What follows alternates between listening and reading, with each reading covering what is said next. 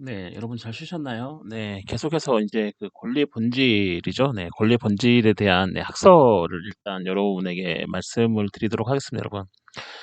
권리는 1차 시대에 말했던 것처럼, 자, 법률관계에서 특별히 보호하고 있는 이 이익, 즉 법익이 그죠? 이 법익이 이제 법에 따라 실시되는 그 상태가 이제 권리가 있다라고 얘기하고, 이 권리에 대한 이제 의무가 있는 것이 보통이다라고 제가 1차 시대 말씀을 드렸고, 그렇다면 이 권리의 본질이 무엇인가? 즉 권리의 본질, 그렇죠. 권리의 본질, 그리고 권리가 왜 이제 뭐죠?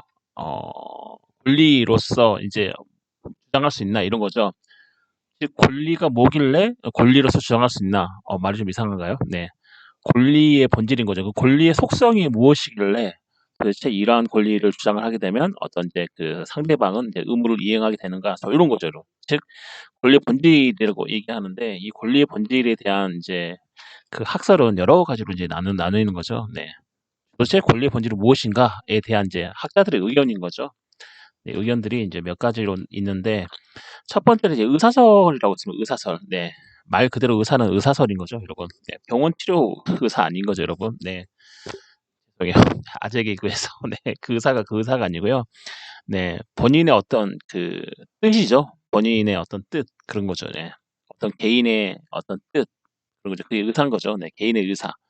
자, 본인 이제 어떤 개인의 어떤 이제 진정한 어떤 속뜻은 무엇인가 이게 이제 의사라고 하는 거죠, 여러분. 그래서 의사설에 의하면 권리를 법에 의하여 보장된 의사력이라고 보는 견해 이런 것대로 권리를 주장하기 위해서는 뭘로 주장하는 거죠? 말이나 어떤 문자로 주장을 하게 되는 거죠.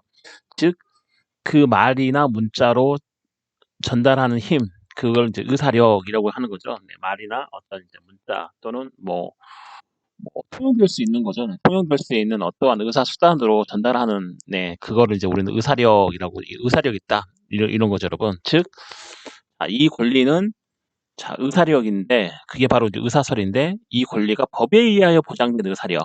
보통의 우리가 말하는 이런 게 아니고요. 우리가 어떤 얘기를 했을 때 그 말이나 또는 우리가 어떤 문자나 어떤 문서로 뭔가를 했을 때 그거를 누가 보장하고 있냐면 무엇이 보장하고 있냐면 이 법이 네, 보장하고 있는 거죠. 즉 우리가 우리의 말과 또는 우리의 어떤 이제 문자 또는 어떤 이제 우리 사회에서 통용될 수 있는 네, 어떠한 방법에 의해서 나의 진정한 뜻을 상대방에게 전한 거죠. 즉 나의 의사인 거죠. 진정한 의사. 그렇죠. 나의 의사를 상대방에게 전하는 거죠. 이 의사력을 자, 법이 보장하고 있다. 그래서 이 의사설, 권리는 이 의사설인 거다. 즉 권리를 우리가 주장을 할 때, 자 그게 말이든 문서든 또는 문자든 어떤 의사력이 나오는데 그 의사력을 자 법이 보장하고 있는 자, 의사력이 바로 권리인 것이다라고 이제 얘기하는 게 이제 의사설인 거죠, 여러분. 이 견해는 이제 자연법이라는 관념을 부인하고 파괴 대상을 실정법으로 한정하는 법 실증주의 어떤 처지에 따른 것이다 이라는 거죠. 여기 이해 가시나요, 여러분? 네, 자연법이라는 관념을 부인하는 거다. 의사라는 것은 제 의사설, 권리를 의사설로 설명을 하는 학자들은 자, 뭐죠? 자연법이라는 관념을 부인을 해요. 그게 무슨 말이냐면 결국은 의사설에 의하면 권리가 법에 의해서 보장된 의사력이잖아요. 즉 법에 의해서 보장이 되죠. 즉 이 법에 의해서 보장된다는 것은 우리 현대 이 공동체 사회 내에서 이 법이 통용이 되고 있다는 거죠. 그쵸. 통용이 되지 않는 법으로 우리의 의사력을 보장할 수가 없는 거잖아요.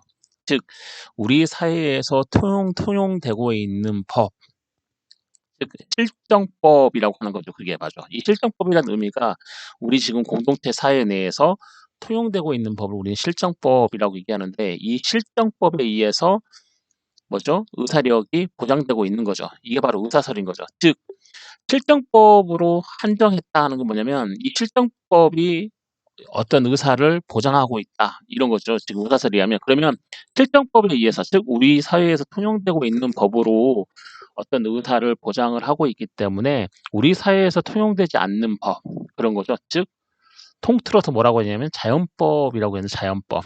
자, 자연법은 자 사회에서 통용되고 있지 않죠.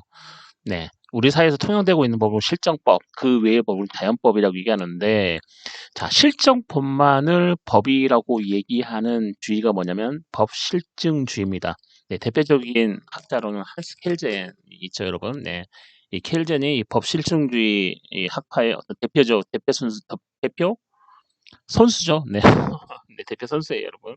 네, 하여튼 법실증주의는 뭐냐면 실정법만이 법이고 자연법은 법이 아니다. 왜냐하면 법이라는 게 공동체 사회 내에서 통용이 될 때 우리는 그거를 법으로서 인정하고 거기에 구속을 받는 거지. 자연법이라는 거는 사회에서 통용되지 않고 어떤 자연법이라는 어떤 관념인 거죠. 왜냐하면 사회에서 통용되는 법은 무언가 실체가 있는 거죠. 네. 그 실체가 있기 때문에 그런 것들만 법이고, 자, 자연법, 즉 실체가 없는 어떤 관념 속에서만 존재하는 이 자연법은 법이 아니다. 자, 이렇게 주장하는 학파가 네, 법실증주의인데, 자, 이 의사설은 이 법실증주의 점에 서 있는 거죠. 왜냐하면 우리의 의사가 법으로 보장받으려면 우리 사회에서 통용되는 법으로 보장을 받아야 되기 때문에 결국은 뭐죠? 법학의 대상을 실정법으로 한정하는 어떤 법실증주의 처지에서 따른 것이다. 이 의사설은 그렇죠, 여러분. 즉 권리는 법질서의 힘으로써 오로지 현실의 법, 즉 입법기관에서 나오는 명령으로부터 나오는 것이어야 한다는 것을 전제로 한다.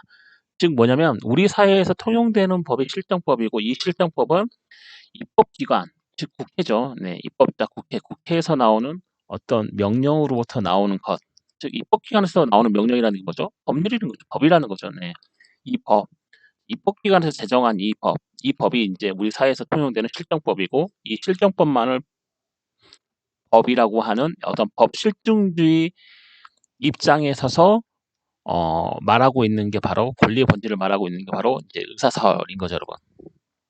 이해하시나요, 여러분? 자, 이 의사사설에 의하면 자, 실정법만이 어떤 의사를 보장을 하고 있기 때문에 자, 관념 속에 존재하는 자연법은 배제하게 되는 거죠. 네, 부인을 해요. 왜냐하면 우리 공동체 사회에서 더 이상 규율을 못하고 있기 때문에 자연법은 관념 속에만 존재하고 있기 때문에 자, 이러한 사상은 어떤 법 실증주의에서 출발하는 거죠. 자, 법 실증주의 입장에 서 있고 자, 그렇게 따지면 이 권리는 어디서 나와요? 법에 의해서 보장되고 있기 때문에 법질서의 힘에서 나오는 거죠. 예, 법질서의 힘으로써 오로지 현실의 법, 이 법질서의 힘에서 나오는 거다. 뭐가? 권리가 그렇죠. 즉 이 법은 또 누가 제정해요? 입법기관, 네, 입법기관에서 만들죠. 즉 입법기관에서 나오는 명령으로부터 나오는 것이어야 한다는 것을 전제로 한다. 그렇죠, 여러분. 자, 우리 사회에서 통용되는 법을 누가 만들어요? 네, 국회가 만들기 때문에 입법기관이 만들기 때문에 그렇습니다, 여러분. 이해하시나요, 여러분? 권리의 본질이 이제 의사설에 따를 때는 의사설에서는 중요한 게 두 가지밖에 없는 거죠. 뭐 있어요? 이 권리는 법에 의하여 보장된 의사력이다. 그리고 이 법은 어떤 법이죠? 네, 실정법만, 그쵸? 우리 사회에서 통용되는 법을 우리 실정법이라고 얘기하는데 이 실정법에 의해서 보장된 의사력이기 때문에 이 의사설은 당연히 법실증주의 입장에 서 있고 그렇다면 이 권리의 본질은 네, 법질서 힘에서 나오는 거다. 법질서의 힘에서 네, 법질서 힘으로서 오로지 현실의 법, 네, 이 현실의 법, 즉 법질서의 힘에서 이 권리가 나오기 때문에 이 권리의 본질은 법질서의 힘이다라고 보시면 됩니다, 여러분. 어떤 법의 질서의 힘요? 네, 실정법 질서의 힘이다라고 보시는 게 네, 가장 정확한 것 같습니다, 여러분. 그래서 의사설에 의하면 자, 의사설에 따른 이 권리의 본질에서는 뭐죠? 네, 자연법을 부인한다. 즉 실증주의 입장에 서 있다. 이게 이제 중요한 내용이 되겠습니다, 여러분. 네, 법실증주의 되게 중요하죠, 여러분. 네, 한스 켈젠의 대표적인 학자고, 네, 우리 사회에서 통용되는 법, 즉 실정법만을 법이라고 보고 나머지 실정법 외의 법은 법이 아니다. 네, 라고 보는 게 이제 법실증주의 네, 학파의 대표적인 네, 입장인 거죠, 여러분. 이해하시나요, 여러분? 자, 이익서를 볼까요? 잠시만요. 녹화가 잘 되고 있나요? 잘 되고 있네요, 여러분. 네.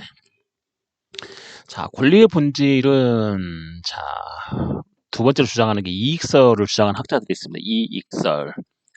이익설은 여러분이 딱 이 설 이름에서 보시다시피 이익과 관련된 거구나. 권리를 이익과 연관시켜서 설명하는 입장이구나라고 네, 어느 정도 예측을 해볼 수 있는 거죠, 여러분. 자, 아니나 다를까 권리는 다 법에 의하여 보호되는 이익이다라고 보는 견해가 바로 이익설입니다. 야, 권리는 법에 의해서 보호되는 이익이지 법이 보장하는 의사력은 아니다. 이런 거죠, 여러분. 야, 니네가 권리를 왜 주장하느냐? 네가 가진 권리를 주장을 하는데 그 권리를 굳이 주장하는 이유가 뭐냐? 이런 거죠. 말을 이쁘게 해서 주장을 하는 거냐? 너 말 잘한다는 것을 표현하려고 주장하는 거냐? 아니지 않느냐? 결국에는 너에게 무엇인가 이익이 남기 때문에. 그렇죠. 네가 그 권리를 주장함으로써 너에게 뭔가 이익이 나기 때문에 이익이 되기 때문에 네가 주장하는 거 아니냐? 자, 여기에서 생각이 출발하는 거죠. 즉 그래서 자, 권리는 법에 의하여 보호되는 이익. 자, 이 이익을 너가 획득하거나 취득을 하기 위해서 주장을 하는 거기 때문에 야, 권리의 본질은 이익이다. 즉 법에 의하여 보호되는 이익을 획득하기 위해서 권리를 주장하는 거다. 자, 이렇게 주장하는 설이 바로 이익설이라는 겁니다. 이익설. 네. 즉 권리는 법에 의하여 보호되는 이익. 자, 이 이익이 없다면 당연히 권리는 주장하지 않게 된다. 그래서 야, 권리의 본질은 당연히 이익이지 않느냐. 자, 그래서 결국은 권리라는 것은 법에 의하여 보호되는 이익이다라고 이제 말하는 견해가 바로 이제 이익설인 거죠. 이익설. 그렇죠, 여러분. 이해하시나요, 여러분? 네, 결국은 자, 이익설은 자, 권리 주체. 네, 권리 주체. 그 권리를 가지고 있는 어떤 사람. 이게 권리 주체죠. 그다음에 의사 주체. 의사 주체는 뭐죠? 네, 무엇인가 그 권리를 표현하는 거죠. 자기의 의사로. 이해하시나요, 여러분? 의사 주체는 뭐냐면 말하는 주체죠. 네. 주장하는 주체죠. 말이라든지 문서라든지 또는 문자로 무엇인가 표현하는 주체. 그게 바로 의사 주체인 거죠. 즉, 자, 권리를 가지고 있는 이 권리 주체, 또 의사를 표현하는 의사 주체가 반드시 일치할 필요는 없다고 하여, 그죠? 의사설의 단점을 극복하고 있으나, 자, 만약에 저기 의사설은 뭐냐면, 그쵸? 의사설은 자, 권리의 주체와 의사의 주체, 즉 권리를 가지고 있는 사람이 그 사람이 얘기를 해야 되는 거죠. 의사설은 원래 그래요. 의사설에 의하면 권리의 본질을 의사설에 따를 때는 권리를 가지고 있는 사람이 그 사람이 말을 해야 되는 거죠. 자, 일치를 해야 되는 거죠. 의사설에 의하면 권리의 주체와 의사의 주체가 일치를 해야 되죠.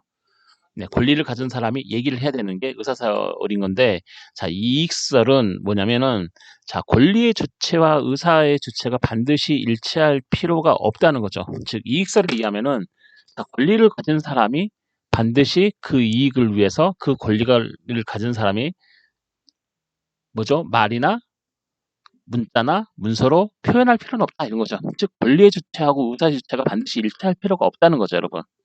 자, 의사설에 의할 때는 권리의 주체하고 의사의 주체가 반드시 일치를 해야 되는 거죠. 권리를 가진 사람이 그 사람이 바로 자기의 뜻을 얘기를 해야 되는 거죠. 근데 이익설에 의하면은 자, 권리를 가진 사람 따로 있고 그다음에 그 권리를 주장하는 사람, 즉 권리를 가진 사람이 주장할 수도 있고 권리를 주장할 수도 있고 또는 권리를 가지고 있는 사람이 주장하지 않고 다른 사람이 그 권리를 주장해 줄 수 있는 거죠.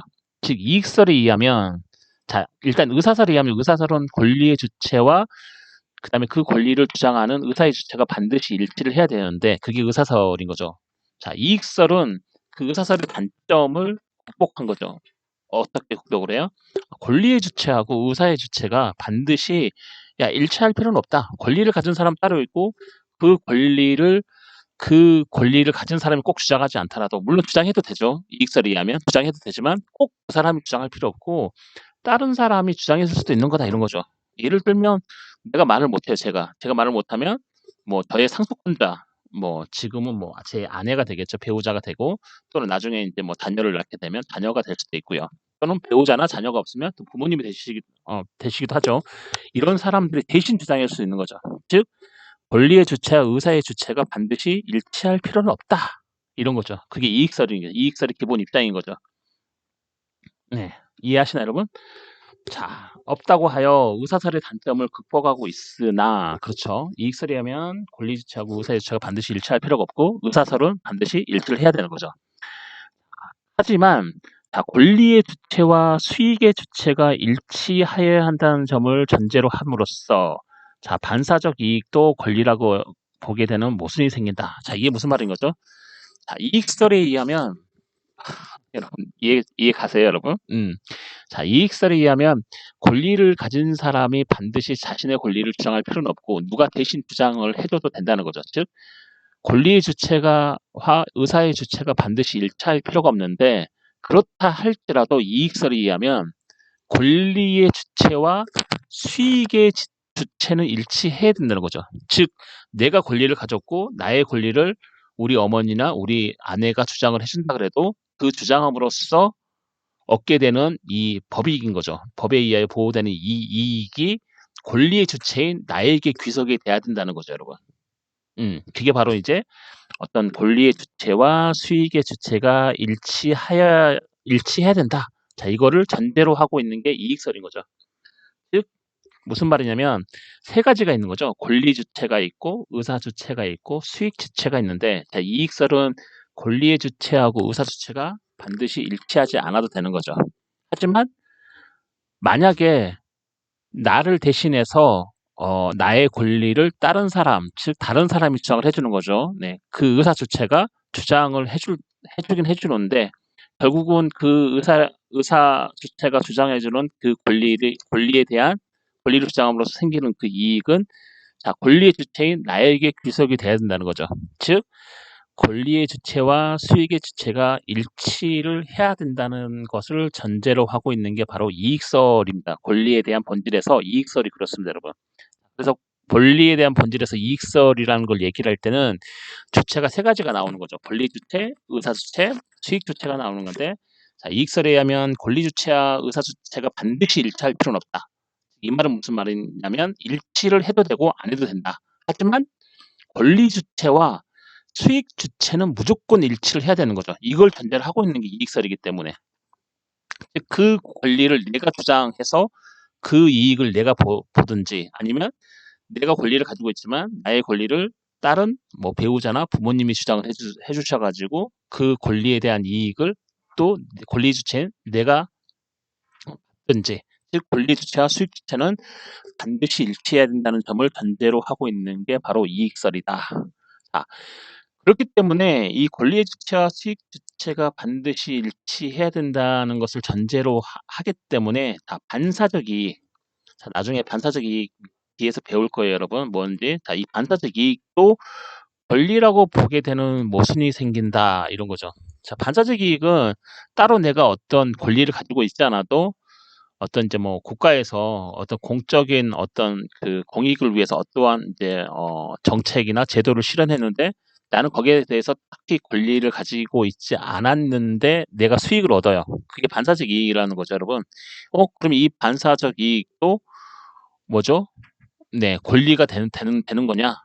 권리라고 봐야 되는 거죠. 이익설에 의하면. 왜냐면 권리는 법에 의하여 보호되는 이익이기 때문에 내가 권리를 가지고 있지 않아도, 네, 법에 의해서 보호되는 이익이 바로 이익설이기 때문에 당연히 반사적 이익도 이게 바로 만약에 법에 의해서 보호되는 이익이면, 네, 권리라고 보게 되는 모순이 생긴다. 자, 이런 거죠, 여러분. 이해하시나요, 여러분? 이게 바로 이제 이익설이라는 겁니다, 여러분. 의사설은 권리의 주체와 의사의 주체가 반드시 일치를 해야 되고요. 자, 이익설에 의하면 권리의 주체와 의사의 주체가 일치해도 되고 안 해도 되는데 반드시 권리의 주체와 수익 주체가 일치를 해야 된다. 이런 거죠, 여러분.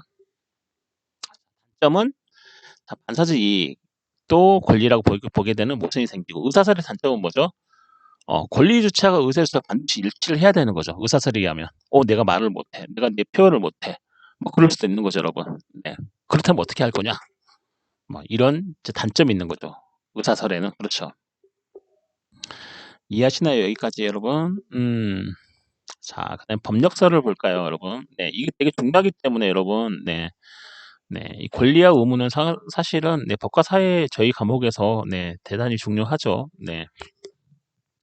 나중에 이제 뭐 민법에서도 되게 중요하죠. 권리와 의무는. 권리와 의무는 뭐 공법에서도 중요하고, 네, 사법에서도 되게 중요합니다, 여러분. 무엇이 권리고 무엇이 의무냐 이런 거죠. 네. 그리고 세 번째 법력설을 볼까요? 법력설. 자, 법력설이라는 건 뭐냐면, 자, 의사설과 이익설을 종합했다. 네, 혼합한 거죠. 자, 혼합한 것으로서 권리의 실질적 요소인 이익. 그렇죠. 권리를 주장하는 이유가 실질적으로 뭐 때문에 그래요? 이익 때문에 그렇죠. 이익이 없으면 당연히 권리를 주장할 필요가 없는 거죠. 쓸데없는 짓을 하는 거죠. 어떻게 이익도 오지 않을 텐데, 이익도 취할 수 없는데 왜 권리를 주장해요? 힘만 들고 시간만 가게. 그렇죠. 그렇기 때문에 권리의 실질적인 요소가 뭐냐? 이익인 거죠. 자, 이익의 자, 형식적 요소. 특히 권리 행사의 전대인 법률상의 힘 혹은 지위를 분배하며, 자, 권리는 법익을 향수하기 위하여, 즉 뭐죠? 권리는 법익을 누리기 위해서, 그렇죠. 누리는 거죠. 네, 취득하는 거죠. 네, 획득하는 거죠. 이 향수라는 거죠. 그렇죠. 권리는 그래서 이 법익을 향수하기 위하여 법에 의해서 인정되는 힘이라고 주장하는 게 바로 이제 법력설인 겁니다. 즉, 이 법력설은 자, 의사설과 이익설을 종합을 한 거고, 자, 이 권리의 실질적인 요소인 이익에 자, 형식적 요소를 섞은 겁니다. 섞은 거. 특히 이제 어떤 권리 행사의 전제인 법률상의 힘, 그렇죠? 권리를 행사하려면 그 전제가 뭐가 있어야 되는 거죠? 네, 법률이 있어야 되는 거죠. 이 법률상의 힘 혹은 이 지위를 자, 이 분배하는 거죠. 분배. 네. 분배를 하는 거고, 자, 그래서 권리는 법익을 향수하기 위해서 법에 의해서 인정되는 힘이라고 주장하는 쪽이 바로 이제 법력설이고, 이 법력설은 의사설과 이익설을 뭐죠? 종합한 거죠. 종합한 거. 그렇죠. 즉, 권리의 실질적인 요소는 이익의 형식적 요소를 합쳤다고 보시면 됩니다. 형식적 요소가 뭐죠? 어떤 주체인 거죠. 주체, 뭐 의사 주체나 권리 주체 이런 거죠. 자, 이런 형식적 요소를 합한 거죠. 절충설이라고 할 수 있죠. 절충설. 네, 절충설에 속하는 자, 설이라고 할 수 있는데, 이 법력설은 네, 어찌됐든 권리는 법익을 향수하기 위하여, 누리기 위하여 법에 의해서 인정되는 힘이다. 그냥 법에 의해서 인정되는 힘이다. 이 권리는 이 권리 자체에 들어가 있는 거죠. 네. 원래는 권리 행사를 하려면은 그 전제인 법률이 있어야 되고, 이 법률상의 힘이 바로 뭐라고 보는 거죠? 예, 권리의 본질이라라고 보는 게 이제 예, 법력설 이렇게 얘기하는 겁니다. 법력설. 이해하시나요, 여러분? 자, 그리고 권리 부인설이 있는데, 자, 권리 부인설은 권리 의무는 객관적인 현실이 아니기 때문에 권리 의무는 상상의 산물이다라고 하는 견해로 이해하시나요, 여러분? 권리 의무는 사고의 형식으로서 존재할 뿐이라고 보는 견해. 즉 무슨 말이냐면, 권리 부인설이라는 게 뭐냐면, 야, 우리가 권리하고 의무 하는데, 야, 권리 의무가 뭐죠? 눈에 보이냐? 이런 거죠, 여러분. 눈에 보이냐? 뭔가 이렇게 물건처럼 우리가 손에 쥘 수 있는 거냐? 이런 거죠. 이게 아니고, 이건 객관적 현실이 아니지 않느냐? 우리가 손에 쥘 수가 없는데 그런 거죠. 이건 객관적 현실이 아니다. 결국은 권리 의무는 우리가 어떤 법률상의 전제를 하고 그 법률에 의해서 우리가 권리를 얻는 거지만, 그거는 우리 상상의 나래인 거죠. 저 법조항이 있기 때문에 저 법조항에서 나에게 권리가 생겨. 하지만 이 권리는 무슨 우리가 물건을 쥐듯이 이렇게 쥘 수 있는 게 아니고, 이 상상의 나래를 펼쳐서 우리 상상의 관념에서만 존재를 하기 때문에, 즉 뭐죠? 상상에서만 존재를 하기 때문에, 즉 이 권리 의무는 결국은 사고의 형식, 즉 생각, 네, 생각으로 어떤 생각을 하면서 이 생각의 형식으로 존재할 뿐이고, 실질적으로 뭐죠? 잡을 수 있는 객관적인 현실이 아니다 이런 거죠. 즉 권리를 부인하는 거죠. 야, 권리가 현실 속에서 무엇인가 손에 쥘 수 있는 거냐? 아니지 않느냐? 결국은 우리의 마음속에 있는 게 아니냐? 아무리 법률상에 표현이 되어 있고 그 법률상에 의해서 그 법률상의 힘이 있다고 하지만, 그거는 우리가 상상의 나래를 펼쳐서 생각해서 이거 권리이구나, 이게 의무이구나라는 것을 알지만, 이게 우리가 어떤 물건처럼 손에 쥘 수 있는 게 아니기 때문에 결국은 이거를 부인해야 되지 않느냐 이런 거죠.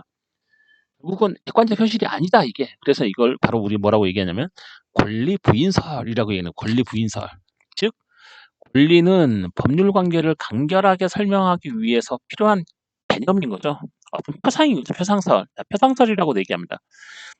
권리라는 것은 결국은 앞에서 우리가 얘기했던 것처럼 이 법률 관계죠. 이 법률 관계, 즉 누가 권리를 갖고 누가 의무를 갖느냐, 즉 이 법률 관계를 명확하고 간결하게 설명하기 위해서 우리가 차용한, 즉 우리가 상상의 나래를 펼쳐서 그 상상의 나래에 있는 권리를 끄집어내서, 즉 또는 의무를 끄집어내서 설명하는 것뿐이지 이게 어떤 물건처럼 손에 쥘 수 있는 게 아니기 때문에, 객관적 현실이 아니기 때문에, 네, 뭐죠? 네, 객관적 현실이 아니고 상상의 나래, 즉 우리의 상상 속에서만 존재하는 거다. 네. 자, 이렇게 주장하는 게 바로 이제 권리 부인설이라는 겁니다, 여러분. 권리 부인설에서 중요한 것은, 권리는 객관적 현실이 아니고 상상 속에서만 존재를 하는 거기 때문에 결국은 이거는 우리가 어떤 법률 관계를 간결하고 명확하게 설명하기 위해서 필요한 거지 객관적 현실이 아니다. 즉 이렇기 때문에 이 권리 부인설은 표상설이라고 됩니다. 표상설. 뭐 표상설 말이 어렵나요, 여러분? 무엇인가의 어떤 표상이다. 이렇게 많이 얘기하죠. 이것은 무엇인가의 표상이다. 이런 거죠. 표상설인 거죠. 겉도는 거죠. 겉도는 거. 그렇죠. 실질적인 것은 이제 우리의 마음속에 있는 거죠. 우리의 상상 속에 존재하는 거죠, 여러분. 근데 아까 자연법을 얘기했죠, 여러분. 자연법. 자, 의사설 얘기하면서 자연법을 얘기했죠. 자연법과 똑같은 거죠, 여러분. 관념 속에서만 존재하는 거죠. 우리의 상상 속에서만 존재를 한다. 자, 이게 바로 이제 권리 부인설 이렇게 얘기합니다. 그래서 권리의 본질이 무엇이냐라고 했을 때는, 자, 딱히 뭐 이게 권리다, 저게 권리다, 이게 권리의 본질이다, 저게 권리의 본질이다라고 하는 건 없고, 자, 의사설 또는 뭐 이익설, 그 다음에 법력설, 그다음에 권리 부인설, 이런 설들이 어떤 권리의 본질들을 얘기를 해주고 있는 거다. 이해하시나요, 여러분? 자, 이게 바로 권리의 본질에 대한 어떤 학설을 봤고요. 자, 두 번째로 이제 권리의 한계를 볼까요? 권리의 한계. 자, 그럼 권리의 한계는 무엇이냐? 제가 4페이지까지 있던가요? 우리가 지금? 그러네요. 네, 4페이지 조금밖에 없네요. 네. 자, 두 번째로 권리 한계. 그러면 이런 권리, 즉 법률 관계에 있어서 어떤 이제 이익이 있는 거죠. 이익을 취득할 수 있는 거죠. 권리의 내용 실질적인 요소 중에. 자, 그러면 우리가 권리를 주장함으로써 우리가 이익을 취득할 수 있는데, 그 이익을 취득할 수 있는데 그 이익을 취득할 수 있는 한계, 그 이익을 어디까지 취득할 수 있느냐 이런 거죠, 여러분. 이해하시나요? 자, 권리의 한계라는 것은 다른 말로 바꿔 말하면 어떤 말이냐면, 자, 우리가 이 권리를 주장함으로써 뭐죠? 보호법익, 즉 법익, 즉 이익인 거죠. 권리의 실질적인 요소가 이익인데, 어떤 이익을 얻는데 우리가 이 이익을 얻는 데에 있어서 한계는 무엇이냐? 그걸 곧 우리는 뭐라고 얘기하냐면 권리의 한계. 어떤 사람이 어떤 권리를 가지고 있는데 그 권리를 주장함으로써 얻을 수 있는 그 이익의 한계를 우리는 권리의 한계라고 얘기합니다. 왜냐하면 권리의 실질적인 요소는 이익이기 때문에 그렇죠, 여러분. 이해하시나요, 여러분? 20세기 이래, 20세기 언제죠? 1900년이고요. 1900년 이후부터 어떤 권리 행사의 한계로서, 자, 공공복리 적합성과 신의 성실의 원칙이 인정되고 있다. 1900년, 그러니까 1800년대까지는 사실은 어떤 그 권리 행사의 한계가 없었다고 보시면 되는 거죠. 이걸 이해하시려면 잠깐 제 얘기를 들으시면 되는데, 우리 그 세계사를 보시면 우리가 절대 군주 시대인 거죠, 여러분. 구석기 시대나 신석기 시대, 여러분 뭐 잘 아실 텐데, 자, 어떤 그런 시대를 살다가 왕이 다스리던 시대, 즉 절대 왕정의 시대를 살았죠. 우리 뭐 나라 역사를 봐도 뭐 조선까지 있었죠, 여러분. 조선 뭐 그 왕이 다스렸죠. 절대 왕정 시대였죠, 여러분. 이 절대 왕정 시대를 지나서, 자, 1789년, 즉 18세기 말에, 자, 프랑스 대혁명이 일어나면서, 자, 왕 너만 뭐죠?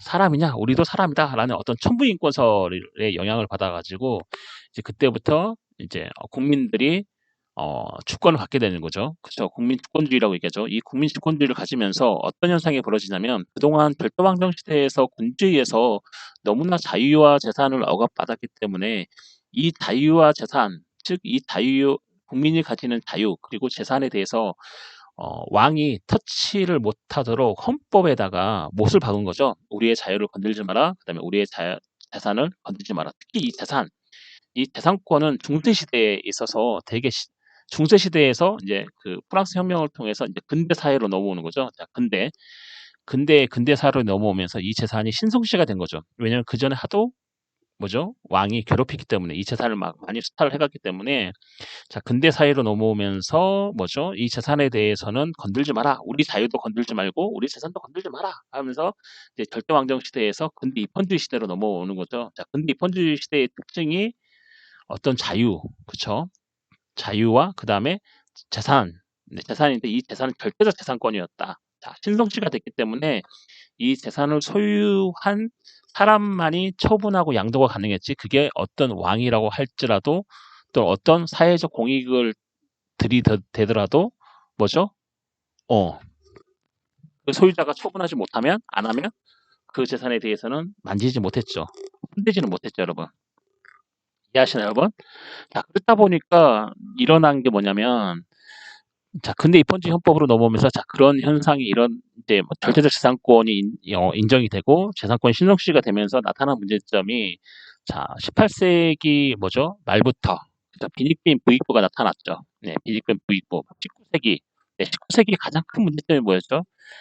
네, 빈익빈 부익부. 잘 사는 사람 잘 살고 못 사는 사람 못 사는 거죠, 여러분. 재산권을 너무 개인에게만 맡겨놨더니 돈을 잘 버는 사람들은 잘 벌고 돈을 못 버는 사람 못 벌어서 다 빈익빈 부익부가 나타나고 그다음에 이 재산 본인의 재산이긴 하지만 그 본인의 재산이 어떤 국가 공동체라는 어떤 그 이익과 부합되게 그다음에 이 국가 공동체라는 이익을 침해하지 않으면서 행사가 돼야 되는데 그렇지 않은 거죠. 공익은 필요 없고 내 재산만 불리면 된다는 이런 이제 그 사상이 팽배해지면서 사람들이 전혀 공익에 대해서 생각 안 하는 거예요. 예를 들면 이런 거죠. 뭐 어떤 도로에 자기 땅이 있으면 그 도로를 막아버리는 거죠. 벽으로.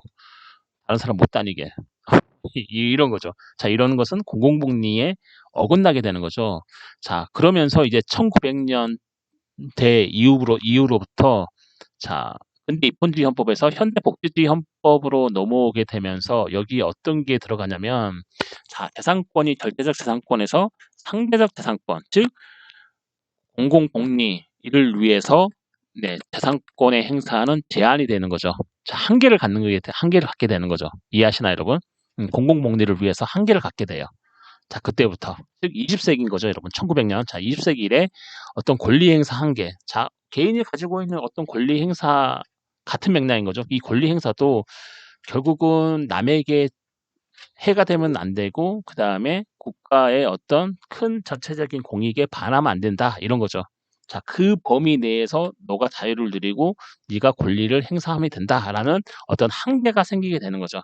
그 한계가 바로 뭐냐면 한계 기준이 뭐냐면 공공복리 적합성인 거죠. 야, 네가 네 재산 사용하고 네가 네 자유를 하고 그다음에 네가 가진 권리를 행사한다 할지라도 공공복리에 적합하게 행사를 해야 되지 공공복리에 어긋나면 되지 않는다라고 20세기 이래에 이 권리 행사에 한계가 생기게 됩니다. 즉, 또 신의 성실의 원칙. 네, 신의 성실에 신의 성실해야 된다 이런 거죠. 네, 신의가 있어야 된다, 신뢰가 있어야 되고 성실해야 된다 이런 거. 신의 성실의 원칙인 거죠. 네. 자, 이런 공공복리 적합성과 그다음에 네가 네 세상 갖고 네가 네 권리 갖고 마음대로 하지만 야 신의 성실은 지켜야 되잖아. 최대한 신뢰 신뢰는 있어야 되지 않냐 이런 거죠, 여러분. 자, 이런 것들이 자 20세기 이래로 어떤 권리 행사 한계로서 작용을 하게 됩니다.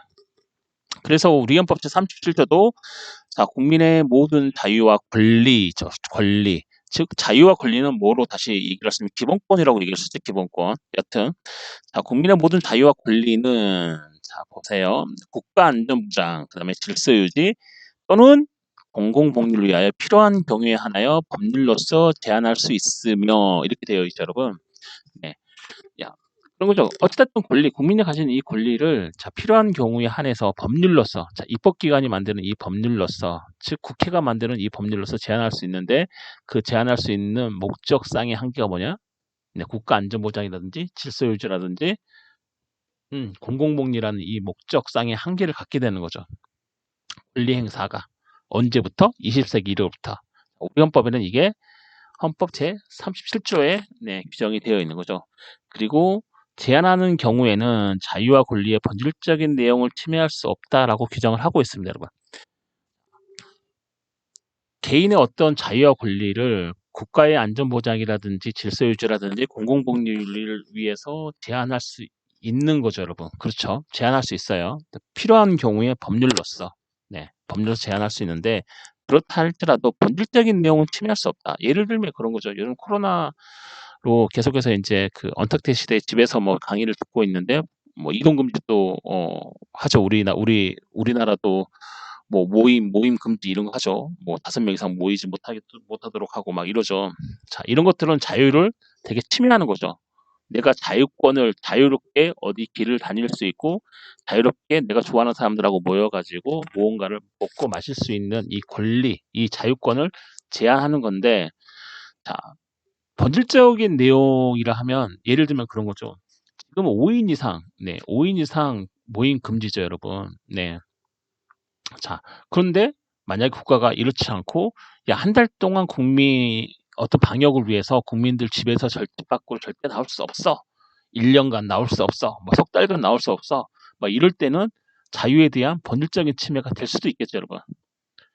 지금은 여러분들이 이제 지금 뭐 방역 수칙 지켜가면서 마음대로 이렇게 돌아다니고 밥도 먹고 이렇게 하는데, 자, 국가가 조금 더 여기서 나가가지고, 야, 저 밖에 절대 돌아다닐 수 없고, 절대 밖에서 식당에서 사 먹을 수 없고, 혼자만 다녀야 된다. 2명도 모이면 안 된다. 가족도 필요 없다. 무조건 떨어져 있어야 된다. 이러면 자유에 대한 어떤 근본적인 본질적인 내용이 침해가 될 수 있겠죠, 여러분.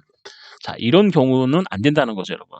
즉, 뭐죠? 위에서 보시면, 자, 권리 행사의 한계가 있다. 그 한계가 바로 이제 우리 헌법 제37조에서도 국가의 안전보장이나 그다음에 공공복리 질서 유지를 위해서 어떤 권리 행사의 한계를 가지는데, 그 권리 행사의 한계를 지을 때는, 자, 필요한 경우에 입법기관, 즉 국회에서 만든 법률로서 형식적 의미의 법률, 즉 법률전이죠. 법전.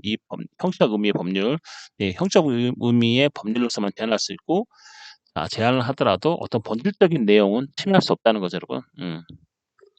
민법 2조에서도 어떤 권리 행사 의무의 이행은 신의에 조차 성실히 해야 된다. 이게 신의 성실의 원칙인 거죠, 여러분. 네, 신의를 조차 성실히 해야 된다. 그렇죠, 여러분. 자, 신의 성실의 의무를 부과하고 있는 거죠, 민법에서도. 그렇죠. 그다음에, 자, 권리는 남용하지 못한다. 자, 니네가 가진 권리라도 이 권리를 남용하지는 못한다라는 한계를 가지고 있습니다, 여러분. 즉 이게 바로 권리의 한계가 되겠습니다. 자, 권리의 한계는 결국은, 자, 개인의 권리의 한계. 그 개인의 권리는 뭐예요? 보호법익이 있는 거죠, 여러분. 법적으로 보호되는 이익이 바로 법익이죠, 법익. 자, 법익이 있기 때문에 이거를 어떤 뭐 명령이라든지 뭐 이렇게는 안 되고 법률에 의해서만, 네, 권리의 한계를 지을 수 있는 거죠.